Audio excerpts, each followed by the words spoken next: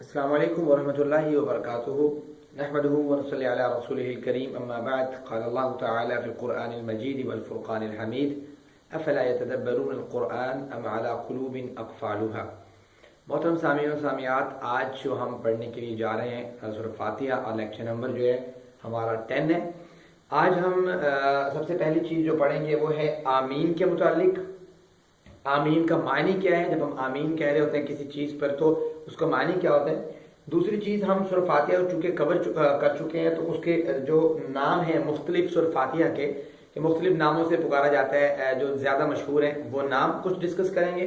اس کے علاوہ تھوڑا سا ریکیپ لیں گے اپنا بیک اپ کا، کہ جو ہم سورۃ فاتحہ پڑھ چکے ہیں اس کو تھوڑا سا اچھے طریقے سے تھوڑا سا ریکیپ کر لیں تاکہ پتہ ہو کہ ہم نے کیا کچھ پڑھ لیا۔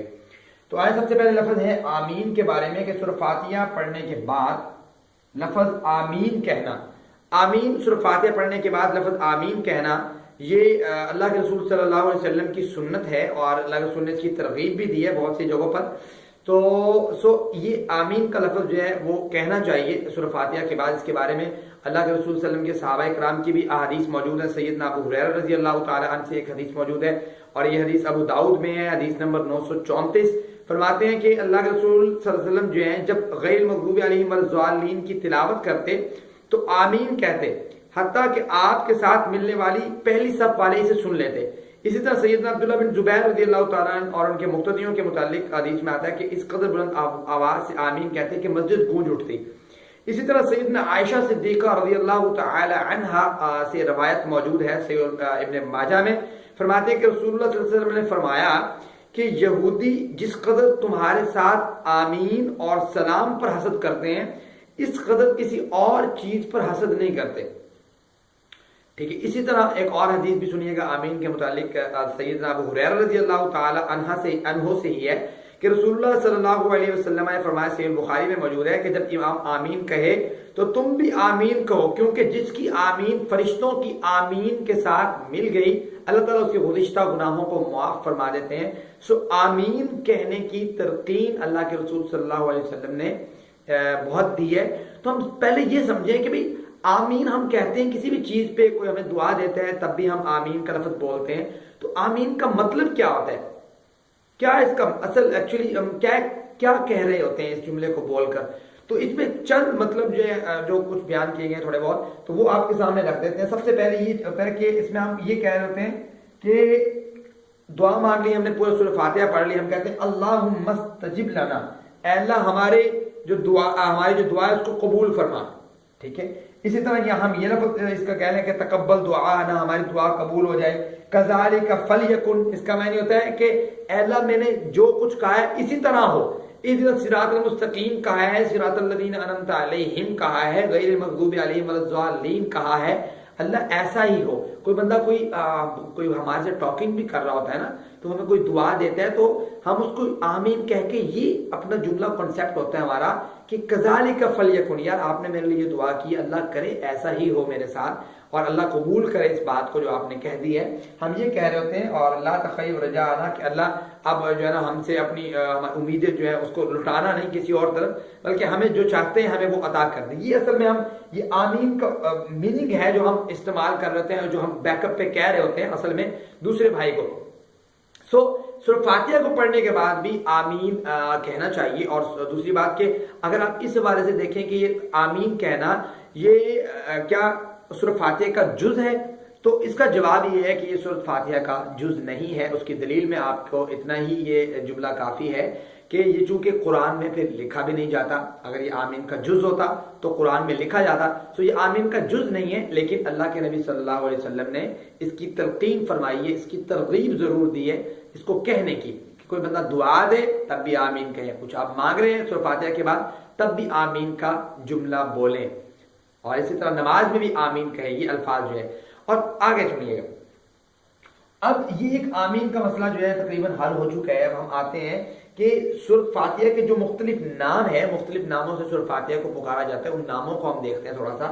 کہ نمبر 1 نام میں لکھا ہے ام القرآن، قرآن کی ماں، اس کا نام ہے سورۃ فاتحہ کا۔ اسی طرح 7 المثانی، 7 آیتوں والی، تو یہ قرآن مجید کی جو ہے نا یہ سورہ فاتحہ کا نام ہے. فاتحۃ الکتاب بھی کہا جاتا ہے، احادیث میں کچھ اس کے نام ہے. اور رقیہ ٹھیک ہے دم کو کہتے ہیں. اب وہ پتہ ہے اس کو یہ اس لیے کہا جاتا ہے کہ وہ واقعہ بڑا مشہور ہے کہ اللہ کے رسول کے چند صحابہ کرام جو ہے نا گئے وہاں پہ جو ہے نا ایک قبیلے سے گزرے، ایک بستی کے قریب سے گزرے، ان سے جو ہے نا مہمان نوازی مانگی، انہوں نے مہمان نوازی نہیں دی. تو اللہ کے رسول صلی اللہ علیہ وسلم کی جو صحابہ تھے وہ چل نکلے وہاں سے، لیکن پیچھے جو ان کا سردار تھا اس قبیلے کا، ان کا سردار کو کسی بچھو نے یا کسی سانپ نے کاٹ لیا، اور وہ آئے گا صحابہ کے پاس کہ بھی آپ کے پاس کوئی ایسا دم یا کوئی دوائی یا کوئی چیز ہے تو آپ جو ہے نا ہمارے سردار کو کر دیجئے. تو انہوں نے کہا پھر ہم معاوضہ لیں گے. اس معاوضے وہاں پہ انہوں نے سورۃ فاتحہ کو پڑھ کے دم کیا تھا اور اللہ تعالیٰ نے شفا عطا کر دی تھی. اس وجہ سے اس سورت کو الرقیہ بھی کہا جاتا ہے کہ بطور دم بھی ہم کر سکتے ہیں. رقیہ کا معنی ہوتا ہے دم. آگے اس سورت کو ہم صلاۃ بھی کہتے ہیں، ٹھیک ہے. احادیث میں اس کا الصلاۃ نام بھی استعمال ہوا ہے. مثال جس میں اللہ کے رسول نے فرمایا کہ اللہ تعالیٰ نے نماز کو، اللہ تعالیٰ فرماتے ہیں کہ میں نے نماز کو بندے اور اپنے درمیان تقسیم کر لیا ہے.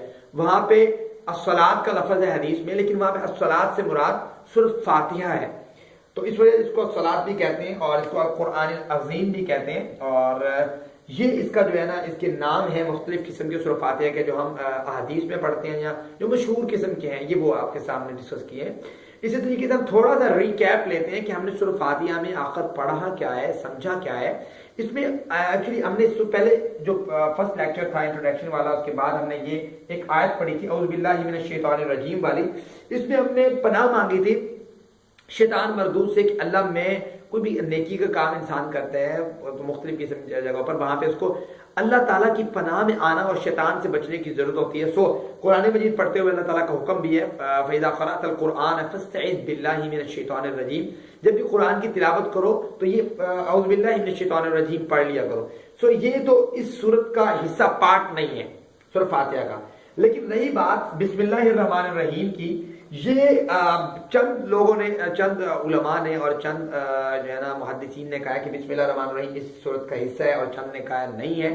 سو جو راجح موقف ہے وہ یہ ہے کہ بسم اللہ الرحمن الرحیم اس صورت کا حصہ ہے، چونکہ اس کو سبع المثانی تب بھی کہیں گے جب اس کی 7 آیات پوری ہوں گی. تو 7 آیات تب ہی اس کی سورۃ فاتحہ کی پوری ہوتی ہیں جب بسم اللہ الرحمن الرحیم کو ساتھ ملایا جائے.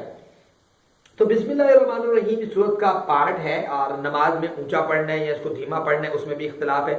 تو اس میں جو ہے نا زیادہ مسائل میں جانے کی اس میں زیادہ ضرورت نہیں ہے، ہم ترجمہ کے اوپر تھوڑا فوکس کریں گے. تو بسم اللہ الرحمن الرحیم پہ جو ہے ہم جو ہے کہہ رہے ہوتے ہیں کہ اے اللہ میں شروع کرنے لگا ہوں اب تیرے نام کے ساتھ، اور اللہ کی ذات کی تعریف سناتے ہیں کہ الرحمن الرحیم جو بڑا رحمان اور رحیم ہے. اور پھر میں نے رحمان اور رحیم میں ایک ڈیفرنٹ بتایا تھا کہ رحمان الرحیم میں فرق یہ ہے کہ رحمان اللہ تعالیٰ کی یہ دنیاوی صفت ہے کہ اللہ تعالیٰ کافروں پر بھی رحمان ہے اور مسلمانوں پر بھی، وہ بھی کھا رہے ہیں یہ بھی کھا رہے ہیں، اللہ ان کو بھی رزق دے رہا ہے ان کو بھی رزق دے رہا ہے، ان کو بھی دنیا کی ساری فیسلٹیز مہیا ہیں اور مسلمانوں کو بھی دنیا کی ساری فیسلٹیز مہیا ہیں. یہ اللہ تعالیٰ کی رحمان صفت کے عوض ہے. لیکن اللہ تعالیٰ کی جو رحیم صفت ہے وہ کیا ہے، اور اس کا ہم نے اپنے لیکچر میں یہ بھی پڑھا تھا کہ اس کا بیسک جو ہے وہ تھیم کیا ہے، مطلب یہ کیسے ہم آئیڈینٹیفائی ہم نے کیسے کیا ہے کہ رحمان سے مراد دنیاوی رحمان ہونا ہے اور رحیم سے مراد دنیا اور آخرت کی نعمت ہے. اس کو ہم نے آئیڈینٹیفائی کیسے کیا وہ ہم لیکچر نمبر غالباً 3 میں پڑھ چکے ہیں. اس کے بعد آگے لفظ الحمدللہ رب العالمین. ہم کہہ رہے ہوتے ہیں کہ ساری تعریفیں اللہ تعالیٰ کے لیے ہیں جو تمام جہانوں کا مالک ہے. الرحمن الرحیم، پھر وہی والے الفاظ آگے مالک یوم الدین، اللہ قیامت کے دن کا مالک ہے. ایاک نعبد و ایاک نستعین، یہاں پہ ہم اعتراف کر رہے ہوتے ہیں کہ اللہ ساری دنیا کے لوگوں کو، سارے چیزوں کو چھوڑ کے میں تیرے در پہ آ کے صرف تیری عبادت کرنے کے لیے آیا ہوں، خاص تیری ہی. اس کا ہم نے یہ بھی پڑھا تھا کہ اس کاف کو پہلے کیوں لے کے آئی، اگرچہ مفعول ہے ٹھیک ہے، آبجیکٹ ہے، آبجیکٹ کو پہلے لے کے آئے ہیں.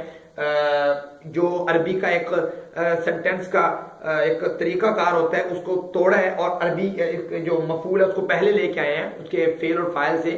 اس سے معنی میں کیا چینجنگ آئی یہ بھی ہم لیکچر میں پڑھ چکے ہیں. اس کے بعد حسر پیدا ہو گیا، ایاک نعبد و ایاک نستعین، اللہ ہم خاص تیری ہی عبادت کرتے ہیں اور صرف تجھ سے ہی مدد طلب کرتے ہیں. کسی اور کے در پہ جا کے کسی اور کے گھر میں جا کے یہ نہیں کہتے کہ آپ میری مدد کریں، یا آپ مجھے اولاد دے رہے ہیں، یا آپ مجھے کچھ نواز رہے ہیں، یا رزق فلاں مجھے شخص دے رہا ہے، یا رزق فلاں مجھے بزرگ دے رہا ہے. ایسا نہیں ہے. اللہ رزق مالک بھی تو ہے اور میرے اولاد دینے والا بھی تو ہے. ہر طرح کی مدد کی ضرورت ہوگی تو میں کسی اور کے در نہیں جاؤں گا. اللہ تیرے در میں آ کے، تیرے گھر میں آ کے تجھے سجدہ کر کے تجھ سے طلب کروں گا کہ اللہ عبادت بھی تیری ہے اور مدد بھی تجھ سے ہی طلب کرنی ہے. یہ ہم اعتراف کر رہے ہوتے ہیں. اچھا، اب یہاں تک جو ہم نے سورہ فاتحہ میں پڑھا، یہاں تک سورہ فاتحہ میں ہم یہ اللہ تعالیٰ کے لیے ہے. ٹھیک ہے، اللہ تعالیٰ نے کہا نا کہ نماز کو میں نے تقسیم کر دیا بندے اور میرے درمیان. یہاں تک ہم اللہ تعالیٰ کی تعریف کر رہے ہوتے ہیں. اس کے بعد اب ہمارے مانگنے کا سلسلہ شروع ہو گیا ہے. اب ہم مانگ رہے ہوتے ہیں. کیا مانگ رہے ہوتے ہیں؟ اہدنا الصراط المستقیم. اللہ ساری تعریف کا مقصد یہ ہے کہ مجھے سیدھے راستے پر چلا دے. اور پھر راستہ کن لوگوں کا؟ صراط الذین انعمت علیہم، جن پر تیرا انعام ہوا. وہ کن پر انعام ہوا؟ ہم لیکچر میں پڑھ چکے ہیں. ومن یطع اللہ والرسول، اس آیت میں جس میں اللہ نے فرمایا کہ میں نے اپنا انعام کیا ہے ان لوگوں پر جو نبی ہیں، صالحین ہیں، شہداء ہیں، ٹھیک ہے، صدیقین ہیں. تو وہ والی آیت. اس کے بعد پھر ہم نے اہدنا الصراط المستقیم صراط الذین انعمت علیہم، پھر ہم نے پڑھا غیر المغضوب علیہم ولا الضالین. اللہ یہ مغضوب جو لوگ تھے ان کا بھی راستہ نہ دکھانا، جو گمراہ لوگ تھے ان کا راستہ بھی نہ دکھانا.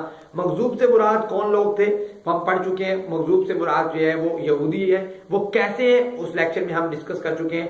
اور عیسائی جو ہے نا، وہ ضالین سے مراد عیسائی ہیں. وہ عیسائی کیسے مراد ہیں وہ بھی ہم الحمدللہ لیکچر میں ڈسکس کر چکے ہیں. اللہ تعالیٰ کی توفیق سے سورہ فاتحہ کا جو ہے وہ اختتام ہوا. نیکسٹ لیکچر میں انشاءاللہ ہم سورۃ بقرہ کی ابتدا کریں گے اللہ تعالیٰ کی توفیق سے. سو دعاؤں میں یاد رکھیے گا. وما علینا الا البلاغ.